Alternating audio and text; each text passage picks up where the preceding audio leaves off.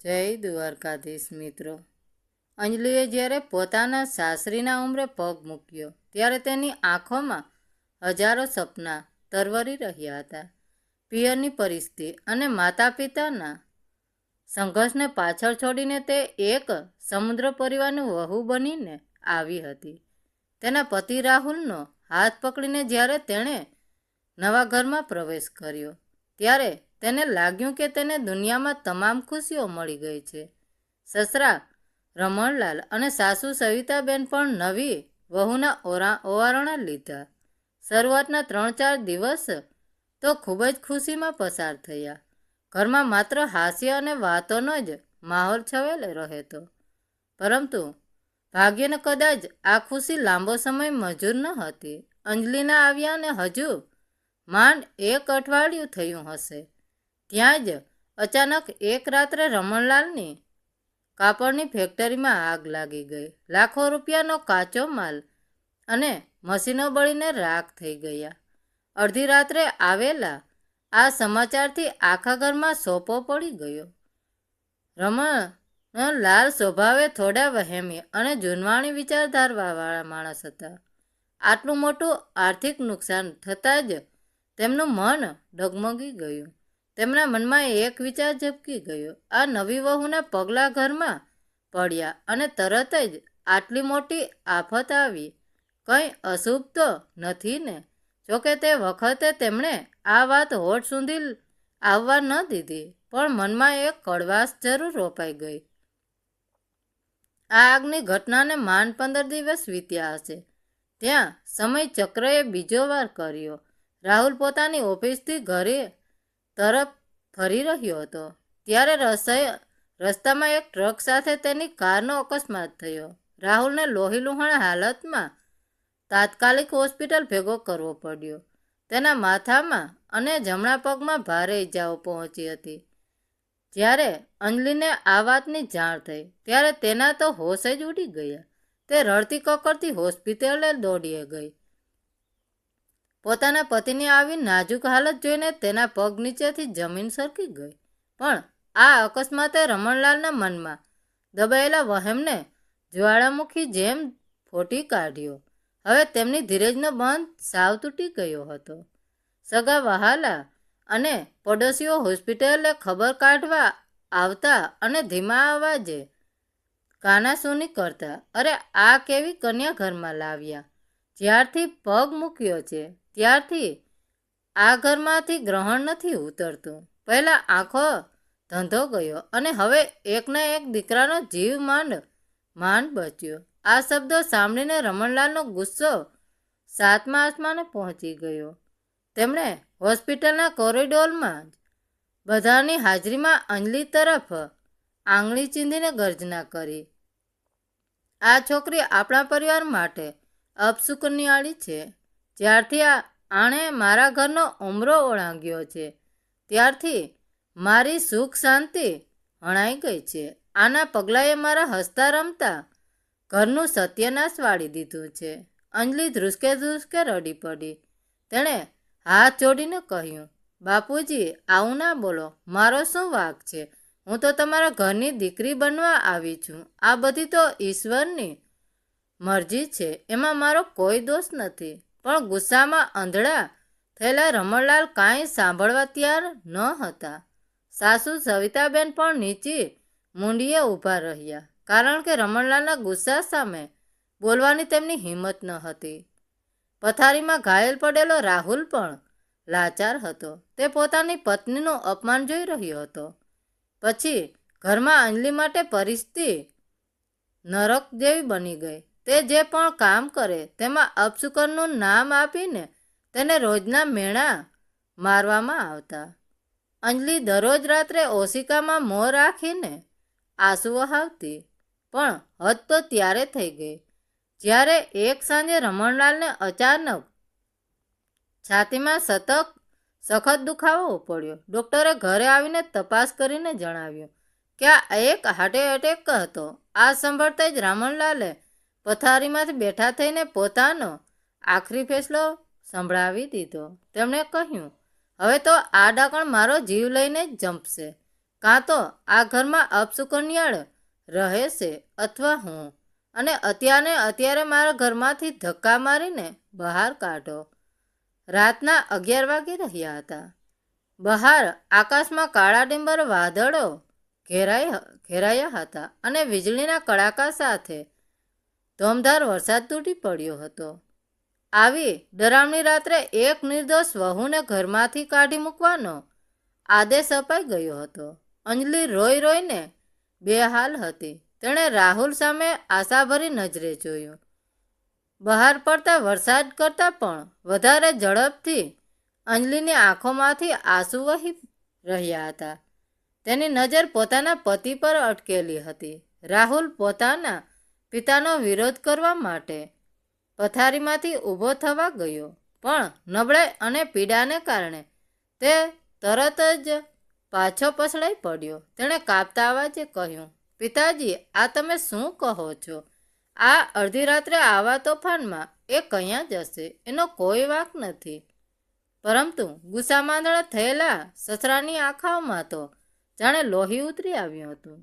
તેમણે કઠોર અવાજમાં પોતાનો અંતિમ નિર્ણય સંભળાવતા કહ્યું, જો તારે આ ડાકણને ઘરમાં રાખવી હોય તો કાલે સવારે તું મારું મરેલું મોઢું જોઈશ.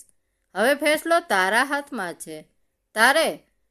તારો જીવતો જાગતો બાપ જોઈએ કે આ કલંકીની પત્ની? આ શબ્દ સાંભળતા જ આખા ઘરમાં શમશાન જેવો સન્નાટો છવાઈ ગયો. અંજલિ તરત જ સમજી ગઈ કે હવે જો તે એક ક્ષણ પણ અહીં રોકાશે તો પિતા અને પુત્ર વચ્ચેનો સંબંધ કાયમ માટે તૂટી જશે. પોતાને કારણે ઘરમાં કોઈનો જીવ જાય કે આટલો મોટો કલેશ થાય, તે આ દીકરીને જરાય મંજૂર ન હતું. તેણે પોતાના પતિ તરફ એક છેલ્લી નજર નાખી, સાડીના પાલવથી આંસુ લૂછ્યા અને ધીમા પગલે ઘરના દરવાજા તરફ આગળ વધી. સાસુ માત્ર ડૂસકા ભરતા રહ્યા, પણ કોઈએ તેને રોકવાનો પ્રયાસ ન કર્યો. ઘરનો ઉંબરો ઓળંગતા જ અંજલિ પર આખું આકાશ તૂટી પડ્યું. ધોમધાર વરસાદ, વીજળી અને અંધારી રાત. તેની પાસે જવા માટે કોઈ ઠેકાણું ન હતું. પિયર જવાનો વિચાર પણ તેણે મનમાંથી કાઢી નાખ્યો, કારણ કે તેના ગરીબ માતા પિતા આ આઘાત સહન ન કરી શકે. એ વાત તે બહુ સારી રીતે જાણતી હતી. આખી રાત તે વરસાદમાં ભીંજાતી, ઠંડીમાં થરથર કાપતી, શહેરના અજાણ્યા રસ્તાઓ પર ભટકતી રહે. અંતે સવારનું અંજવાળું થતાં તે એક મહિલા આશ્રમના દરવાજે પહોંચી અને થાકથી બેભાન થઈને ઢળી પડી. જ્યારે તેની આંખ ખુલી ત્યારે તે એક રૂમમાં હતી. આશ્રમના સંચાલક જાનકીબા તેના માથા પર વહાલથી હાથ ફેરવી રહ્યા હતા. અંજલિએ રોતા રોતા પોતાની વાત તેમણે સંભળાવી. જાનકીબાએ તેને હૂંફ આપી અને ત્યાં જ રહેવા માટે આશરો આપ્યો. અંજલિએ પણ હવે ભૂતકાળના આંસુ લૂછીને પોતાના પગભર થવાનો નિર્ણય કરી લીધો. નાનપણથી જ તેને બીજાની સેવા કરવાનો શોખ હતો, એટલે તેણે આશ્રમની મદદથી શહેરની એક મોટી હોસ્પિટલમાં નર્સિંગની તાલીમ લેવાનું શરૂ કર્યું. દિવસ રાત સખત મહેનત કરીને તેણે પોતાની તમામ પીડાને દર્દીઓની સેવામાં લગાવી દીધી. આમને આમ જોતજોતામાં 8 મહિનાનો સમય વીતી ગયો. અંજલિ હવે એક લાચાર વહુ મટીને એક કાબિલ સંપત્તિ અને આત્મવિશ્વાસ નષ્ટ બની ગઈ હતી. બીજી તરફ અંજલિને કાઢી મૂક્યા પછી પણ તેના સસરાના ઘરમાં કોઈ સુખ કે શાંતિ પાછી નહોતી ફરી. રાહુલ અંદરથી સાવ ભાંગી પડ્યો હતો અને તેણે પિતા સાથે બોલવાનું લગભગ બંધ જ કરી દીધું હતું. ધંધામાં થયેલું નુકસાન હજુ પણ ભરપાઈ થઈ શક્યું ન હતું. આ તણાવ અને દીકરાની નારાજગીના કારણે અંજલિના સસરાની તબિયત દિવસે ને દિવસે વધુ બગડતી જતી હતી. એક દિવસ બપોરનો સમય હતો. અંજલિ હોસ્પિટલના એમરજન્સી વોર્ડમાં પોતાની ડ્યુટી પર હતી. અચાનક બહાર એમ્બ્યુલન્સની સાયરનનો અવાજ સંભળાયો. કેટલાક લોકો એક વૃદ્ધ માણસને સ્ટ્રેચર પર દોડાદોડી કરતા વોર્ડની અંદર લાવી રહ્યા હતા. દર્દીની હાલત ખૂબ જ ગંભીર હતી. અંજલિએ જેવી દર્દીની સારવાર કરવા માટે આગળ દોડ મૂકી અને સ્ટ્રેચર પર પડેલાએ દર્દીનો ચહેરો જોયો. તેના પગ ત્યાં જમીન સાથે જકડાઈ ગયા. તેના હાથમાંથી મેડિકલ ફાઇલ નીચે પડી ગઈ અને તેના હૃદયના ધબકારા ચૂકી ગયા. સ્ટ્રેચર પર બીજું કોઈ નહીં પણ તેના એ જ સસરા હતા, જેમણે તેને અપશુકનિયાળી કહીને રાતોરાત ઘરમાંથી કાઢી મૂકી હતી. તેમની હાલત અત્યંત નાજુક હતી. સ્ટ્રેચર પર પડેલા એ વૃદ્ધ ચહેરાને જોઈને અંજલિના મનમાં ભૂતકાળનું એ દ્રશ્ય વીજળીના કડાકાની જેમ ઝબકી ઉઠ્યું. તેણે અપમાનિત કરીને કાઢી મૂકવામાં આવી હતી. એ રાતનો ધોમધાર વરસાદ અને સસરાએ કઠોર શબ્દો તેના કાનમાં ફરીવાર ગુંજવા લાગ્યા. એક પળ માટે તો તેનું આખું શરીર બરફની જેમ થીજી ગયું.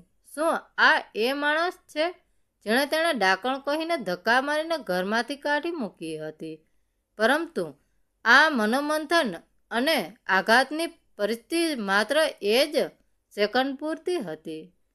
તરત જ તેણે નર્સિંગની તાલીમ વખતે લીધેલી સેવાની શપથ અને તેના હૃદયના ખૂણે છુપાયેલી એક સંસ્કારી દીકરી જાગી ઉઠી. ત્યારે સ્ટ્રેચર પર જીવન અને મરણ વચ્ચે ઝોલા ખાઈ રહેલો માણસ તેને કાઢી મૂકનાર કોઈ જુલ્મી સસરા નહોતા, પણ એક એવો દર્દી હતો જેનો જીવ બચાવવો એ અત્યંત તેની સૌથી પહેલી ફરજ હતી. અંજલિએ તરત જ પોતાની જાતને સંભાળી અને એક કુશળ નર્સ તરીકે કામ લાગી ગઈ. હોસ્પિટલના ડૉક્ટર દોડતા દોડતા આવ્યા. તેમણે તાત્કાલિક તપાસ કરીને કહ્યું, આમને હાર્ટ એટેક આવ્યો છે અને એટેકની તીવ્રતાનો કારણે તેનો નીચે પટકાયા છે, જેથી માથામાં પણ ગંભીર ઈજા થઈ છે. હૃદયના ધબકારા સાવ જ ઘટી ગયા છે. આપણી પાસે એમને બચાવવા માટે માત્ર થોડી મિનિટો જ છે. અંજલિએ ડૉક્ટરની સૂચના મળતાની સાથે જ જરાય સમય બગાડ્યા વિના હાર્ટ મોનિટર, ઓક્સિજન માસ્ક અને જીવન રક્ષક દવાઓ તૈયાર કરી દીધી.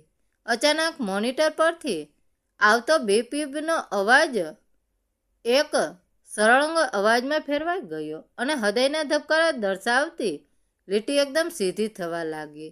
દર્દીનો શ્વાસ રૂંધાઈ રહ્યો હતો. ડૉક્ટરે બૂમ પાડી, જલ્દી ડિફિબ્રિલેટર તૈયાર કરો, આપણે એમને ઇલેક્ટ્રિક શોક આપવો પડશે. એક તરફ ડૉક્ટર એમના સસરાને બચાવવા આકાશ પાતાળ એક કરી રહ્યા હતા અને બીજી તરફ અંજલિ મનોમન સતત ઈશ્વરને પ્રાર્થના કરી રહી હતી કે હે મારા નાથ, મારા સસરાનો જીવ બચાવી લેજે. ભલે એમણે મને તરછોડી હોય, પણ મારા પતિને એમના પતિની પિતાના છત્રછાયાની ક્યારેય વંચિત ન કરતો. 2-3 વાર શોક આપ્યા પછી આખરે ઈશ્વરે અંજલિની પ્રાર્થના સાંભળી લીધી હોય તે મોનિટર ફરીથી ધબકારા પાછા ફર્યા. ડૉક્ટરે કપાળ પરસેવો લૂછતા રાહતનો શ્વાસ લીધો અને કહ્યું, હમણાં પૂરતો તો એમનો જીવ બચી ગયો છે, પણ આપણે તાત્કાલિક ઓપરેશન કરવું પડશે અને અહીં એક બીજી સમસ્યા ઊભી થઈ ગઈ છે. ડૉક્ટરે ચિંતાતુર અવાજે આગળ કહ્યું, માથાની ઈજાને કારણે એમનું ઘણું બધું લોહી વહી ગયું છે. એમનું બ્લડ ગ્રુપ O નેગેટિવ છે, જે બહુ જવલ્લે જ જોવા મળે છે. અત્યારે જ આપણી બ્લડ બેંકમાં આ લોહીનો સ્ટોક નથી. જો હવે 10 મિનિટમાં લોહીની વ્યવસ્થા નહીં થાય તો હું ઓપરેશન શરૂ નહીં કરી શકું અને એમના જીવને સીધું જોખમ છે. આ સાંભળતા જ અંજલિ સહેજ પણ વિચાર કર્યા વિના તરત જ બોલી ઉઠી, સર તમે જરાય ચિંતા ન કરો, મારું બ્લડ ગ્રુપ પણ O નેગેટિવ જ છે. તમે મારું લોહી લઈ લો, ગમે તેટલી બોટલની જરૂર પડે, પણ કોઈ પણ ભોગે એમનો જીવ બચાવો. ડૉક્ટર અંજલિની આટલી તત્પરતા જોઈને અંદરથી ખૂબ નવાઈ પામ્યા, પણ અત્યારે પ્રશ્નો કરવાનો સમય ન હતો. તાત્કાલિક અંજલિના શરીરમાંથી લોહી લેવાની પ્રક્રિયા શરૂ કરવામાં આવી. બરાબર એ જ સમયે હોસ્પિટલના ઓપરેશન થિયેટરની બહારની રાહુલ અને તેની માતા સવિત્રાબેન ફાફડતા દોડતા દોડતા આવી પહોંચ્યા. તેઓ ડર અને ચિંતાને કારણે રડી રડીને સાવ બેહાલ થઈ ગયા હતા. તેમને કોઈ ખબર ન હતી કે ઓપરેશન થિયેટરની અંદર કોણ તેમના પિતાનો જીવ બચાવવા માટે પોતાના પ્રાણની પરવા કર્યા વિના લોહી આપી રહ્યું છે. જ્યારે અંજલિ લોહી આપ્યા પછી બહારના રૂમમાં આવી ત્યારે તેણે દૂરથી કાચમાંથી પોતાના પતિ અને સાસુને આમ રડતા જોયા. એમને આ હાલતમાં જોઈને તેનું હૃદય ભરાઈ આવ્યું. તે દોડીને એમની પાસે જવા માગતી હતી. ગળે વળગીને એમને આશ્વાસન આપવા માંગતી હતી, પણ તેના પગ ત્યાં જ જમીન સાથે જકડાઈ ગયા. તેને ડર હતો કે કંઈક તેની હાજરી જોઈને ફરીથી કોઈ મોટો વિવાદ ન થઈ જાય અને સસરાના ઓપરેશનમાં કોઈ અડચણ ન આવે. એટલે અંજલિ એક ખૂણામાં ચૂપચાપ ઊભી આશ્વાસન આપવા માંગતી હતી, પણ તેના પગ ત્યાં જ થંભી સાથે જકડાઈ ગયા. તેને ડર હતો કે કંઈક તેની હાજરી જોઈને ફરીથી કોઈ મોટો વિવાદ ન થઈ જાય અને સસરાના ઓપરેશનમાં કોઈ અડચણ ન આવે. એટલે અંજલિ એક ખૂણામાં ચૂપચાપ ઊભી રહીને આ બધું જોઈ રહી હતી. ઓપરેશન થિયેટરની બહાર લાલ લાઇટ હજુ પણ ચાલુ હતી. ઓપરેશન થિયેટરની બહાર લાલ લાઇટ બંધ થઈ અને જાણે સમય થંભી ગયો. આસપાસની દોડાદોડી અને મશીનોનો અવાજ વચ્ચે પણ રાહુલ અને સવિતાબેનના શ્વાસ અટકી ગયા હતા. થોડી જ વારમાં દરવાજો ખુલ્યો અને ડૉક્ટર બહાર આવ્યા. તેમના ચહેરા પર થાક સમટસ દેખાતો હતો, પણ આંખોમાં એક સંતોષની ચમક હતી. રાહુલે તરત જ આગળ વધીને દોડીને ડૉક્ટરના હાથ પકડી લીધા અને રડમસ ધ્રુજતા અવાજે પૂછ્યું, સાહેબ, મારા પિતાજી કેમ છે? એમની હાલત તો? ડૉક્ટરે હળવાશથી રાહુલના ખંભે હાથ મૂકતા કહ્યું, ચિંતામુક્ત થઈ જાઓ. યુવાન ઓપરેશન એકદમ સફળ રહ્યું છે. તમારા પિતાજી હવે સંપૂર્ણપણે ભયમુક્ત છે. પણ સાચું કહું તો એનો યશ મને નહીં, પરંતુ અમારી હોસ્પિટલની એ ફરિશ્તા સમાન નર્સને આપો. એમનું લોહી બહુ દુર્લભ હતું. જો યોગ્ય સમયે અને જરા પણ વિચાર કર્યા વિના આપણે પોતાના લોહી આપીને આ ત્યાગ ન કર્યો હોત તો કદાચ અમે તમારા પિતાજીને આજે ન બચાવી શક્યા હોત. આ સાંભળીને રાહુલ અને સવિતાબેનને આંખોમાંથી આંસુ છલકાઈ ગયા. રાહુલ બે હાથ જોડીને કહ્યું, સાહેબ, એ દેવદૂત નર્સ ક્યાં છે? મારે અત્યારે જ એમના ચરણ સ્પર્શ કરીને એમનો આભાર માનવો છે. એમણે માત્ર મારા પિતાજીનો જ નહીં, પણ મારા આખા પરિવારનો જીવ બચાવ્યો છે. ડૉક્ટરે હસીને કોરિડોરના એક ખૂણા તરફ આંગળી ચીંધી. ત્યાં અંજલિ લોહી આપ્યા પછી દિવાલનો ટેકો લઈને ઊભી હતી. રાહુલ અને સવિતાબેનની નજર જેવી એક ખૂણા તરફ ગઈ. તેમના પગ તળેથી જમીન ખસી ગઈ. એ દેવદૂત નર્સ બીજું કોઈ નહીં, પણ તેમના જ ઘરની લક્ષ્મી અંજલિ હતી. રાહુલની આંખો ફાટી ગઈ. જે પત્નીને તેના પિતાએ અપશુકનિયાળી કહીને રાતોરાત ધોળધાર વરસાદમાં ઘરમાંથી કાઢી મૂકી હતી, જેની રક્ષા તે પોતે એક પતિ તરીકે નહોતો કરી શક્યો, આજે એ જ પત્નીએ પોતાના પિતાનો જીવ બચાવ્યો હતો. રાહુલ દોડીને અંજલિ પાસે ગયો અને કોઈ પણ જાતની શરમ રાખ્યા વિના ત્યાં જ ઘૂંટણીએ પડીને ધ્રુસકે ધ્રુસકી રડી પડ્યો. અંજલિ, મને માફ કરી દે. હું કેવો કમનસીબ અને લાચાર પતિ છું કે તારી રક્ષા પણ ન કરી શક્યો. તે આજે મારા પિતાને નવજીવન આપીને મારા પર ઉપકાર કર્યો છે. તારું ઋણ હું આજીવન નહીં ચૂકવી શકું. સવિતાબેન પણ દોડીને અંજલિને ગળે લગાડી પડ્યા અને ચોધાર આંસુએ રડતા બોલ્યા, બેટા, અમે તારી સાથે બહુ મોટો અન્યાય કર્યો છે. એક સાસુ તરીકે હું તને ન બચાવી શકી. અમને માફ કરી દે મારી દીકરી. અંજલિનું હૃદય પણ ભરાઈ આવ્યું હતું. તેણે તરત જ રાહુલને ઊભો કર્યો અને બંનેના આંસુ લૂછતા મધુર અવાજે કહ્યું, બા, તમે આ શું કરી રહ્યા છો? એક નર્સ તરીકે દર્દીનો જીવ બચાવવો એ મારી ફરજ હતી અને એક વહુ તરીકે સસરાજીની રક્ષા કરવી એ મારો ધર્મ છે. મેં કોઈ ઉપકાર નથી કર્યો. તમે લોકો હવે શાંત થઈ જાઓ. બાપુજીને હજી આરામની સખત જરૂર છે. થોડા કલાકો પછી આઈસીયુમાંથી નર્સિંગ નર્સે સિનિયર નર્સે બહાર આવીને જાણ કરી કે દર્દી હવે સંપૂર્ણ ભાનમાં આવી ગયા છે અને ધીમે ધીમે આંખો ખોલી રહ્યા છે. ડૉક્ટર તરત જ રૂમમાં ગયા અને રમણલાલની તપાસ કરી. રમણલાલે અત્યંત ધીમા અવાજે પૂછ્યું, હું ક્યાં છું? મને શું થયું હતું સાહેબ? ડૉક્ટરે શ્રીમદ કરતાં કહ્યું, તમે હોસ્પિટલમાં છો. રમણલાલ, તમને હાર્ટ એટેક આવ્યો હતો અને લોહીની ખૂબ જરૂર હતી. તમારું બ્લડ ગ્રુપ બહુ રેર હતું. ઈશ્વરનો આભાર માનો કે અમારી એક નર્સે પોતાનું લોહી આપીને તમને મોતના મુખમાંથી પાછા ખેંચી લીધા છે. રમણલાલની આંખમાં કૃતજ્ઞતાના ભાવ ઉભરાઈ આવ્યા. તેમણે હાથ જોડીને કહ્યું, ડૉક્ટર સાહેબ, મારે એ દીકરીને અત્યારે જ મળવું છે. એણે મને નવું જીવન આપ્યું છે. એ મારે મન હવે ભગવાન સમાન છે. ડૉક્ટરે બહાર ઊભેલી અંજલિને ઇશારો કરીને અંદર બોલાવી. અંજલિ ધીમા પગલે માથા પર નર્સની કેપ અને સફેદ યુનિફોર્મમાં આઈસીયુમાં પ્રવેશી. રમણલાલની નજર જેવી આ નર્સના ચહેરા પર પડી, તેમના હૃદયનો ધબકારો જાણે એક ક્ષણ માટે થંભી ગયો. તેમની આંખો આશ્ચર્યથી પહોળી થઈ ગઈ. અંજલિ, બેટા તું?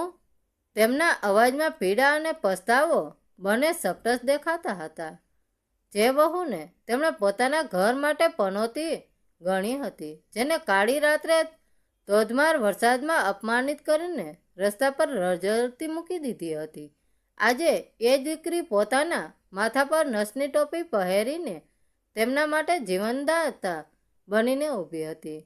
અંજલિએ આગળ વધીને અત્યંત પ્રેમથી પોતાના સસરાના ધ્રુજતા હાથને પોતાના હાથમાં લીધા. તેની આંખોમાં કોઈ ક્રોધ કે બદલાવાની ભાવના ન હતી, માત્ર એક પિતા માટેની કરુણતા હતી. હા બાપુજી, હું તમારી અંજલિ. હવે તમને કેવું લાગે છે? છાતીમાં દુખાવો તો નથી થતો ને? તેના આટલા મીઠા અને ચિંતાતુર શબ્દો સાંભળીને રમણલાલના હૃદયમાં જાણે લાવા ફાટ્યો. તેઓ એક નાના બાળકની જેમ ધ્રુસકે ધ્રુસકે રડી પડ્યા. મને માફ કરી દે મારી દીકરી, મને માફ કરી દે. રમણલાલે રડતા રડતા બે હાથ જોડવાનો પ્રયાસ કર્યો. હું કેટલો અંધ અને મૂર્ખ હતો. મેં તારા પવિત્ર પગલાંને અપશુકનિય માન્યા. મેં તને ડાકણ કહીને ધક્કા માર્યા અને આજે તે જ તારું લોહી આપીને મારા જેવા પાપી માણસનો જીવ બચાવ્યો. હું તારો ગુનેગાર છું બેટા. ભગવાનને મને મારા અહંકાર અને વહેમની બરાબરની સજા આપી છે. અંજલિએ તરત જ તેમના હાથ પકડી લીધા અને માથા પર હાથ ફેરવતા કહ્યું, અરે બાપુજી, આ તમે શું બોલો છો? વડીલો ક્યારેય માફી ન માગે. જે સમય વીતી ગયો તેને એક ખરાબ સપનું સમજીને ભૂલી જાઓ. મારા માતા પિતાએ મને એવા સંસ્કાર નથી આપ્યા કે હું મારા જ પરિવારને મુશ્કેલીમાં છોડી દઉં. તમે મારા સસરા નહીં, મારા પિતા છો, અને એક દીકરી પોતાના પિતાનો જીવ બચાવે એમાં વળી ઉપકાર કેવો? બરાબર એ જ સમયે રાહુલ અને સવિતાબેન પણ આઈસીયુના રૂમમાં દાખલ થયા. રમણલાલે પોતાના દીકરાને પત્ની સામે જોયું. તેમણે ધીમા અવાજે કહ્યું, રાહુલ, તે સાચું જ કહ્યું હતું દીકરા. આ ઘરમાં કોઈ ગ્રહણ નહોતું. ગ્રહણ તો મારી વિચારધારા પર લાગેલું હતું. આજે મારી આંખો પરથી વહેમ અને અંધશ્રદ્ધાનો પડદો કાયમ માટે હટી ગયો છે. આપણી અંજલિ એ કોઈ અપશુકનિયાળી નથી, પણ સાક્ષાત અન્નપૂર્ણા છે. રાહુલ દોડીને પોતાની પત્ની અને પિતાને ભેટી પડ્યો. સવિતાબેનના ચહેરા પર પણ એક શાંતિ છવાઈ ગઈ. આખો પરિવાર આજે લાંબા સમય પછી સાચા અર્થમાં એક થઈ ગયો હતો.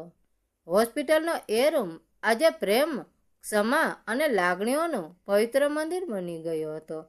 થોડા દિવસો પછી જ્યારે રમણલાલ સંપૂર્ણપણે સાજા થઈને હોસ્પિટલમાંથી ડિસ્ચાર્જ થયા, ત્યારે તેમણે સૌથી પહેલાં કામ પોતાની વહુ અંજલિનો હાથ પકડીને સમાનભેર તેને પાછી પોતાના ઘરે લઈ જવાનું કર્યું, જે ઘરના ઉંબરેથી અંજલિને અપમાનિત કરીને કાઢી મૂકવામાં આવી હતી. આજે એ જ ઉંમરે રમણલાલે જાતે ઊભા રહીને ફૂલોની વર્ષા સાથે પોતાની જીવનદાતા દીકરીનો ગૃહપ્રવેશ કરાવ્યો. અંજલિએ પણ નર્સિંગની પોતાની નોકરી ચાલુ રાખી અને સેવાનો ભેખ જાળવી રાખ્યો. મિત્રો, વાર્તા કેવી લાગી? સારી લાગી હોય તો કોમેન્ટ કરીને જરૂર જણાવજો. ધન્યવાદ મિત્રો. રાધે રાધે. જય દ્વારકાધીશ.